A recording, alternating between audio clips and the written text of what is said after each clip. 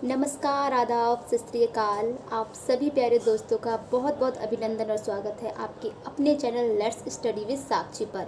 दोस्तों, हमने UGC net assistant professor एनजेआरएफ की तैयारी के लिए पूरी जी जान लगा रहे हैं और हमने 3 इकाइयाँ कंप्लीट भी कर ली हैं। आज हम अपनी 4th इकाई यानी कि 4th यूनिट पर आ चुके हैं, जिसका नाम है वैचारिक पृष्ठभूमि। दोस्तों, हम आज की इस वीडियो में बहुत इम्पॉर्टेंट टॉपिक पढ़ने वाले हैं। इतने इम्पॉर्टेंट टॉपिक पढ़ेंगे जो आपके पेपर के लिए बहुत ज़्यादा हेल्पफुल हैं। यहाँ से पेपर में क्वेश्चन आते ही आते हैं, जैसे कि गांधीवादी दर्शन पढ़ेंगे, अंबेडकर दर्शन पढ़ेंगे, लोहिया बात पढ़ेंगे, मार्क्सवाद पढ़ेंगे और साथ साथ में हमें स्त्री विमर्श, दलित विमर्श, आदिवासी विमर्श, ये सारी की सारी चीज़ें हम कवर करेंगे। दोस्तों, हमें कुछ भी रटने की ज़रूरत नहीं है, सारी की सारी चीज़ें हम बहुत अच्छे से समझेंगे, क्योंकि अगर हमें समझ आता है तो पेपर में हम प्रश्न भी बहुत आराम से हल कर सकते हैं। तो बिना किसी देरी के शुरू करते हैं, लेकिन शुरू करने से पहले आप चैनल को सब्सक्राइब कर लीजिए अगर आप चैनल पर नए हैं, और वीडियो को लाइक कर दीजिए और दोस्तों के साथ शेयर कर दीजिए। फिर हम आगे बढ़ते हैं। सबसे पहले बात करते हैं हम भारतीय नवजागरण की। भारतीय नवजागरण की बात करेंगे। भारतीय नवजागरण का मतलब होता है नया जन्म। 19वीं सदी में भारत के लोगों की आंखें खुली। उन्होंने समझा कि सती प्रथा, बाल विवाह जैसी कुरीतियां गलत हैं। उन्होंने अपनी पुरानी ब्रजभाषा को छोड़कर आम लोगों की भाषा, खड़ी बोली को अपनाया ताकि सबको समझ आए। दोस्तों, 19वीं सदी में यह एक चेतना की लहर थी। कैसे? क्योंकि जब ब्रजभाषा में कविताएं हो रही थीं, तब उन्होंने इस भाषा को हटाया, खड़ी बोली, आम जनता की भाषा को लेकर आए। आम जनता की भाषा अब हमारी खड़ी बोली हो गई थी और खड़ी बोली ने ब्रजभाषा की जगह ले ली थी।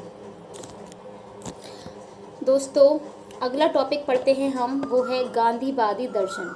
इसको समझेंगे गांधीवादी दर्शन क्या है। और आप साथ में अगर नोट्स बना रहे हैं तो प्लीज़ आप नोट्स बना सकते हैं, स्क्रीनशॉट भी ले सकते हैं आप, नहीं तो मैं पीडीएफ तो आपको प्रोवाइड कराती ही हूँ। चलिए फिर समझते हैं। गांधीवादी दर्शन यह केवल राजनीति नहीं बल्कि प्यार और सेवा का रास्ता था। गांधी जी कहते थे कि हमें लड़ाई झगड़ा कुछ नहीं करना, हमें हर एक चीज़ को हम प्यार से कर सकते हैं, क्योंकि हर एक चीज़ प्यार से समझी जा सकती है। गांधी जी कहते थे कि सबकी भलाई यानी कि सबकी भलाई हो, सर्वोदय यानी सभी की भलाई, सभी का उदय हो, सभी का सब अच्छा हो, और देश का विकास तब तक नहीं हो सकता जब तक सबसे आखिरी पंक्ति में खड़े व्यक्ति का विकास ना हो। अंत्योदय। गांधी जी कहते थे कि अगर विकास करना ही है तो अगर एक पंक्ति बना दी जाए, उस पंक्ति में सबसे पीछे खड़े हुए व्यक्ति का विकास अगर होता है तो वही विकास सही है। और वो ये भी कहते थे कि यह केवल गांधीवादी दर्शन नहीं है, यह एक मानवीय चेतना का दर्शन है और सत्य, अहिंसा और सत्याग्रह का दर्शन है। इसलिए वो चाहते थे कि हम आसपास फैली कुरीतियाँ थीं, अहिंसा और सत्याग्रह को वो आगे बढ़ाना चाहते थे। वो कहते हैं कि यह दर्शन केवल गांधीवादी दर्शन नहीं है, पंक्ति में खड़े हुए उस आखिरी व्यक्ति के लिए लाने वाला विकास का दर्शन है। वो साथ में ये भी कहते थे कि हम उस व्यक्ति को आगे बढ़ाना चाहते हैं जो लाइन में सबसे पीछे खड़ा है। उनका इस दर्शन का प्रभाव प्रेमचंद जी की उपन्यासों में, कहानियों में भी मिलता है। आई होप कि आपको समझ आ रहा होगा। अगर अच्छा लग रहा है, समझ आ रहा है तो प्लीज़ लाइक करें। दोस्तों, अगला दर्शन है हमारा अंबेडकर दर्शन। इसका सीधा मतलब यह है कि सबको बराबरी का हक मिले। अंबेडकर जी चाहते थे कि सभी को बराबरी का हक मिलना चाहिए। डॉक्टर अंबेडकर का मानना था कि जब तक समाज में जाति पाति का भेदभाव रहेगा तब तक न्याय नहीं मिल सकता। उन्होंने दलितों को अपने हक के लिए लड़ना और खुद को ऊपर उठाना सिखाया। वो कहते थे कि जब तक जाति व्यवस्था रहेगी तब तक हम आगे नहीं बढ़ पाएंगे। अगर व्यक्तियों को जाति के आधार पर जज किया जाएगा, उनको समझा नहीं जाएगा, उनके हक की लड़ाई नहीं लड़ी जाएगी, तब तक वो आगे नहीं बढ़ सकते। अंबेडकर जी का यह दर्शन, जो पिछड़े लोग हैं, जाति के जो दलित लोग हैं, उनकी हक के लिए ये लड़ाई उन्होंने लड़ी है और उन्होंने बहुत कुछ किया है। अंबेडकर जी ने बहुत कुछ किया है, जो दलित लोग हैं उनके लिए बहुत कुछ किया है और वो करना भी चाहते थे। और वो साथ साथ में वो चाहते थे कि हमारे जो दलित लोग हैं वो कभी भी अगर अपने हक के लिए नहीं लड़ेंगे तो कभी आगे नहीं बढ़ पाएंगे। उनका यह दर्शन दलितों की आत्मसम्मान की लड़ाई का मुख्य दर्शन है, मुख्य आधार है। अपनी आत्मसम्मान की लड़ाई उन्हें स्वयं लड़नी थी। उनका ये दर्शन हमें यही बताता है कि अगर दलितों को अपने आत्मसम्मान के लिए लड़ना है तो उन्होंने इस दर्शन में यही कहा है कि हर दलित को अपने आत्मसम्मान के लिए लड़ना चाहिए। और उनका यह सिद्धांत दलित विमर्श पर बहुत ज़्यादा जोर देता है। दोस्तों, समझ में आ रहा हो तो प्लीज़ कमेंट करें कि आपको समझ में आता है। अगर समझ में नहीं आ रहा है तो मुझे कमेंट करके ज़रूर बताएं, मैं और अच्छे से डिटेल में आपको इसकी विस्तृत व्याख्या करके दिखाऊंगी। अगला दर्शन है हमारा लोहिया दर्शन। डॉक्टर लोहिया का कहना था, डॉक्टर लोहिया का पूरा नाम है डॉक्टर राम मनोहर लोहिया। डॉक्टर राम मनोहर लोहिया का कहना था कि देश की सत्ता और राजनीति में सिर्फ मुट्ठी भर लोगों का राज नहीं होना चाहिए। उन्होंने कहा था कि समाज के जो दबे कुचले वर्ग हैं, जैसे पिछड़े वर्ग, उन्हें सत्ता में 60% की हिस्सेदारी मिलनी चाहिए, तभी असली लोकतंत्र आएगा। मतलब लोहिया का ये कहना था कि जो लोग कमज़ोर हैं, जो लोग गरीब हैं, अगर ये जब तक पूरा समाज जब तक नहीं हो सकता तब तक इनकी हिस्सेदारी ना हो। वो ये कहना चाहते थे, वो आगे लाना चाहते हैं जो व्यक्ति पीछे रह गया है। वो कहते हैं कि हर उस कमज़ोर व्यक्ति की 60% भागीदारी होना ज़रूरी है। जब तक हर व्यक्ति आगे नहीं आएगा, अपने हक नहीं मांगेगा, तब तक लोकतंत्र पूरा नहीं होगा। तो वो यही कहते हैं लोहिया दर्शन में कि हर व्यक्ति को आना और अपना लोकतंत्र निभाना, और लोकतंत्र तब भी पूरा माना जाएगा जब तक हर पीछे वाला व्यक्ति जो पीछे रह गया है वो आगे नहीं आ जाता। दोस्तों, अगला है हमारा मार्क्सवाद। तो मार्क्सवाद क्या कहता है? तो ये कहता है कि यह दुनिया को 2 हिस्सों में बांटता है। मतलब मार्क्सवाद कहता है कि दुनिया में जो 2 प्रकार के व्यक्ति हैं, एक तो वो लोग हैं जो अमीर हैं और दूसरा वो लोग हैं जो मेहनत करते हैं, यानी कि गरीब लोग हैं। तो अमीर लोग गरीब लोगों का क्या कर रहे हैं? खून चूसते हैं। तो उनको क्या कहा जाएगा? उनको कहा जाएगा शोषक। और दूसरे वे लोग हैं जो मेहनत मजदूरी करते हैं, वे गरीब हैं, उनको क्या कहा जाएगा? शोषित। कि शोषक लोग शोषित वर्ग की क्या कर रहे हैं?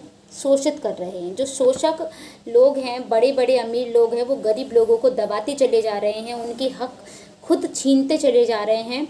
तो मार्क्सवाद वही बात करता है, कहता है कि इन गरीब मजदूरों को अपनी ताकत पहचानकर अमीर वर्ग के खिलाफ क्रांति करनी चाहिए। मतलब मार्क्सवाद ये कह रहा है कि जो लोगों को का शोषण हो रहा है, जो लोग शोषण कर रहे हैं, उनके खिलाफ आवाज़ उठानी चाहिए।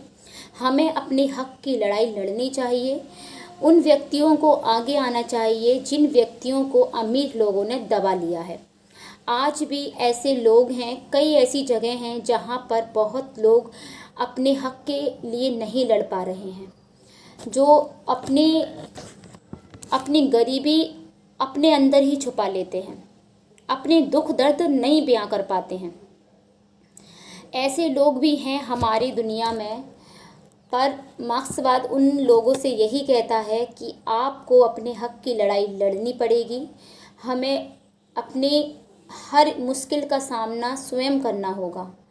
हम कोई दूसरा नहीं आएगा, क्योंकि जो अमीर लोग हैं वो तो चाहते ही हैं कि गरीब लोग उनके पैरों की जूती की तरह दबी रहे, वो तो चाहते ही हैं।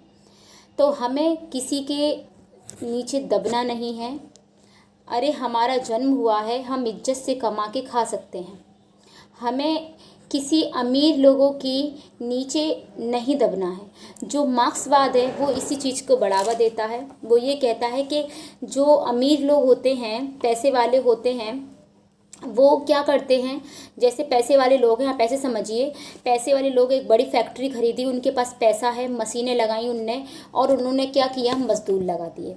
अब पैसे वाले वो हो गए जिनने फैक्ट्री खड़ी की, और जो क्या कर रहे हैं, मज़दूरों से मजदूरी करवा रहे हैं।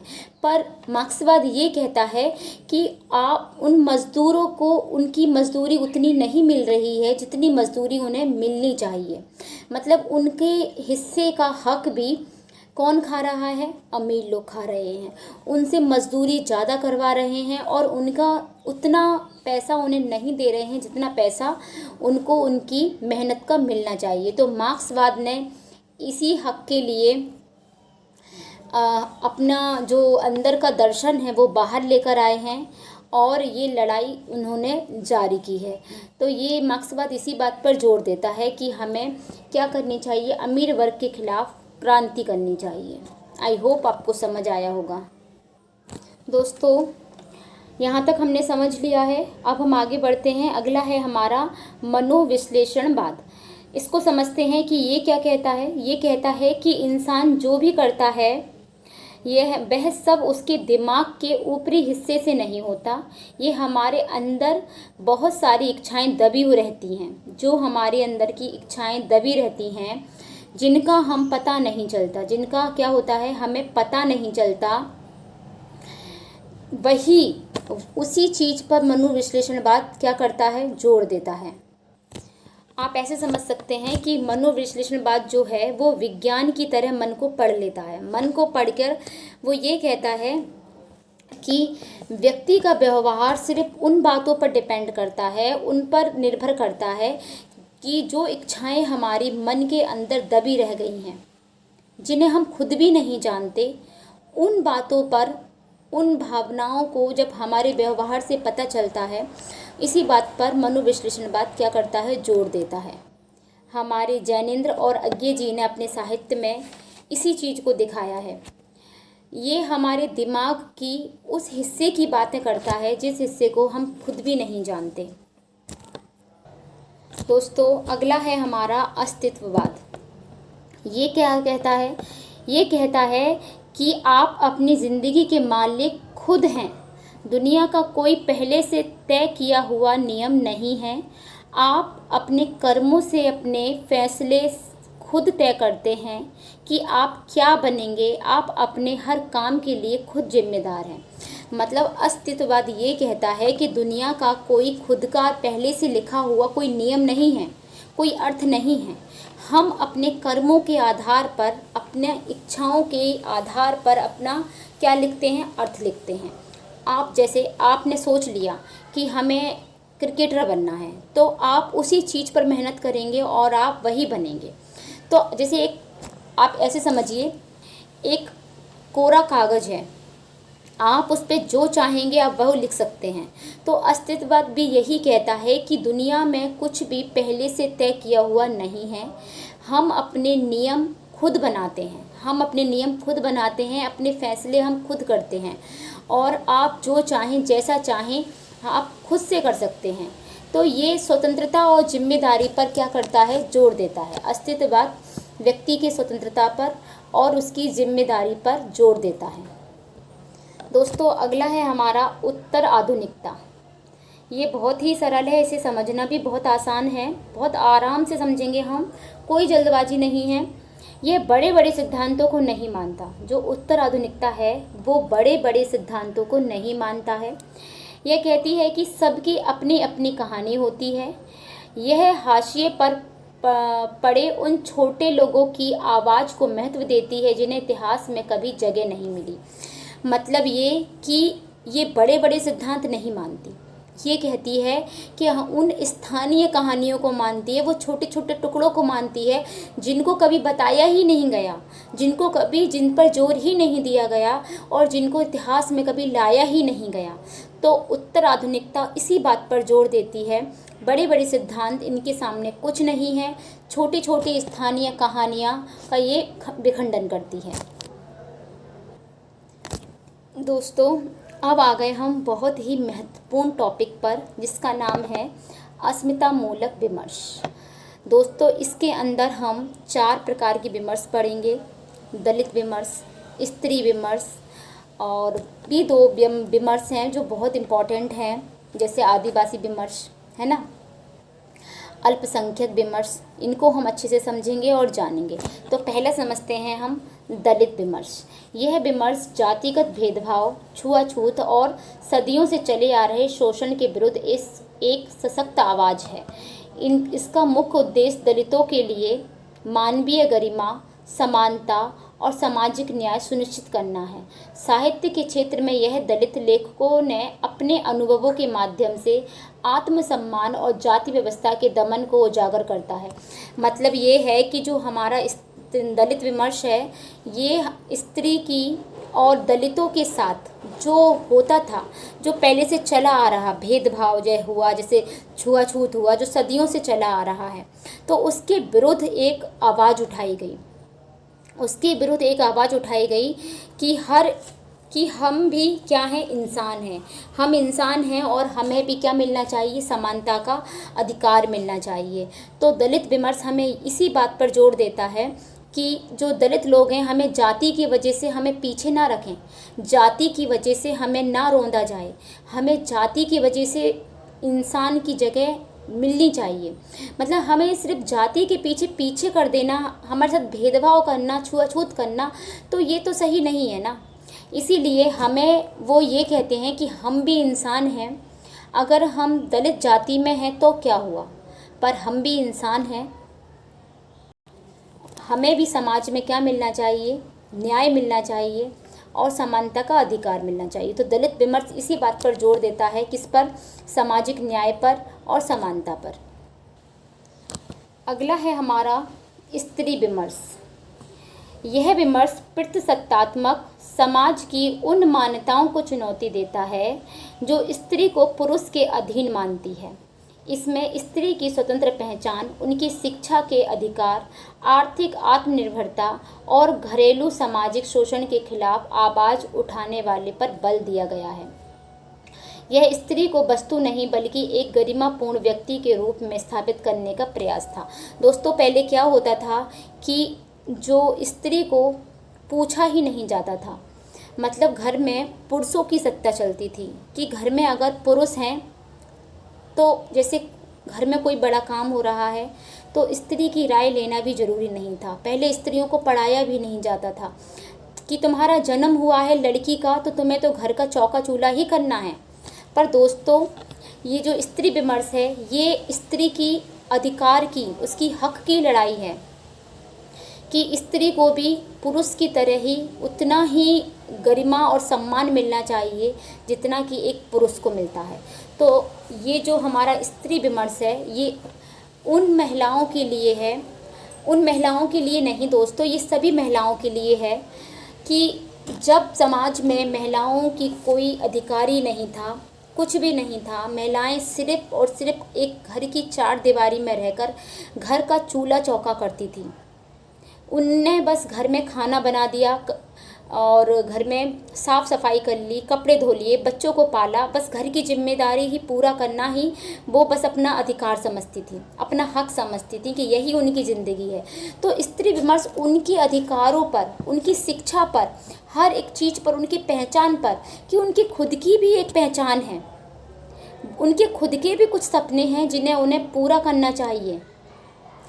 देश स्वतंत्र हो गया पर स्त्री स्वतंत्र आज भी नहीं हुई, वो आज भी पुरुषों के अधीन ही रह गई है। तो स्त्री विमर्श इसी बात पर जोर देता है कि हर स्त्री को अपनी पहचान स्वयं बनानी है। उसे अपनी शिक्षा से लेकर समाज में हर उस वर्ग की महिलाओं के लिए कुछ करना है कि जो महिलाएं घर में हैं वो कुछ नहीं कर पा रही हैं, तो उनके सामने भी एक मिसाल बननी है। आई होप दोस्तों आपको ये समझ आया होगा। अगला है हमारा आदिवासी विमर्श। ये क्या कहता है, तो यह विमर्श मुख्य रूप से जल, जंगल और जमीन के संघर्ष से जुड़ा है। इसमें आदिवासियों की पारंपरिक संस्कृति, उनकी जीवन शैली और उन पर हो रहे बाह्य अतिक्रमण का विरोध किया गया है। यह विमर्श यह रेखांकित करता है कि आदिवासियों की अपनी विशिष्ट पहचान है, जिसे विकास के नाम पर मिटाया नहीं जाना चाहिए। दोस्तों, ये आदिवासी विमर्श जो है ये उनके लिए है जो आदिवासी लोग हैं, जो जंगलों में रहते हैं। वो ये कहते हैं कि यहाँ का जल, यहाँ की ज़मीन, ये जंगल, ये सब हमारा है। हमारी खुद की भी एक संस्कृति है, हमारी खुद की भी एक परंपराएं हैं। तो प्लीज़ इन्हें ना हटाया जाए, इन्हें ना मिटाया जाए। विकास के नाम पर आप जंगल मिटाते चले जा रहे हैं, परंपराओं को तोड़ते चले जा रहे हैं। तो ये आदिवासी विमर्श इसी बात पर जोर देता है कि हमें बख्श दो। आदिवासी लोग कह रहे हैं हमें बख्श दो, हमारी परंपराओं को मत छेड़ो, विकास के नाम पर हमारे जंगलों को मत मिटाओ। हम अपनी परंपरा, अपनी संस्कृति में ही खुश हैं। नेक्स्ट है हमारा अल्पसंख्यक विमर्श। ये क्या कहता है? तो ये विमर्श उन समुदायों की आवाज़ है जो संख्या में कम होने के कारण मुख्य धारा में अक्सर उपेक्षित रह जाते हैं। इसका मुख्य अध्यय इन समुदायों की धार्मिक, भाषाई और सांस्कृतिक पहचान की रक्षा करना और समाज में उन्हें समावेशी अवसर प्रदान करना है। यह एक धर्मनिरपेक्ष और लोकतांत्रिक समाज की नींव को मजबूत करने की दिशा में कार्य करता है। दोस्तों, ये विमर्श ये कहता है कि हम अल्पसंख्यक जरूर हैं, हम संख्या में कम जरूर हैं, पर हम अपनी संस्कृति की रक्षा स्वयं कर सकते हैं। हम अपने समुदाय की और धार्मिक भाषाओं की हर एक पहचान की रक्षा कर सकते हैं। हमारे जो समाज की नींव है वो बहुत मजबूत दिशा में कार्य करती है।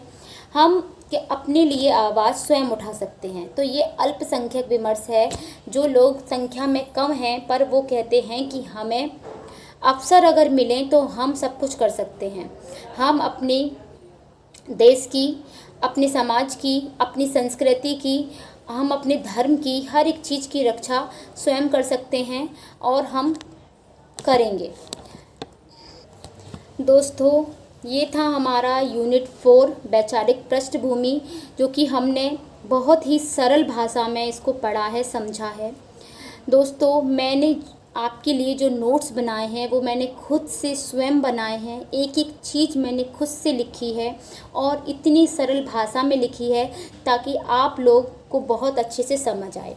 अगर आप ये पूरी की पूरे नोट्स आप चाहते हैं तो आपको ये नोट्स मेरे टेलीग्राम चैनल पर मिल जाएंगे। मेरे टेलीग्राम चैनल का लिंक आपको डिस्क्रिप्शन बॉक्स में मिल जाएगा। दोस्तों, आप मेरे टेलीग्राम से जुड़ जाइए, मुझे फॉलो कर लीजिए और साथ में आप मेरे चैनल लेट्स स्टडी विद साक्षी को सब्सक्राइब कर लीजिए। वीडियो पसंद आए तो वीडियो को लाइक कर दीजिए, दोस्तों के साथ शेयर कर दीजिए, क्योंकि बहुत ज़्यादा इम्पॉर्टेंट है ये वीडियो। इसमें बहुत ज़्यादा यूज़फुल डेटा है। सारा का सारा डेटा आपके प्रश्न यहीं से बनाएगा। इसलिए आप इस क्लास को 1 से 2 बार देख लेते हैं तो यूनिट 4 आपका पक्का हो जाता है। अगली वीडियो में हम यूनिट 5 पढ़ेंगे। इकाई 5 लेकर आऊँगी मैं, बहुत अच्छी इजी भाषा में लेकर आऊँगी ताकि आपको समझ आ सके। अगर आपको वीडियो पसंद आई हो तो प्लीज़ वीडियो को लाइक करें, चैनल को सब्सक्राइब करें, दोस्तों के साथ शेयर करें। मिलते हैं अगली वीडियो में, अगली क्लास में और अगले नोट्स के साथ। तब तक के लिए अपना ख्याल रखिए। मौसम बहुत ख़राब है, अपने घर में रहिए, कहीं नहीं जाइए, सिर्फ और सिर्फ पढ़ाई करिए। पेपर पास आने वाला है, इसलिए पढ़ाई करते रहिए। मिलते हैं नेक्स्ट वीडियो में, तब तक के लिए बाय बाय। अपना ख्याल रखिए, टेक केयर।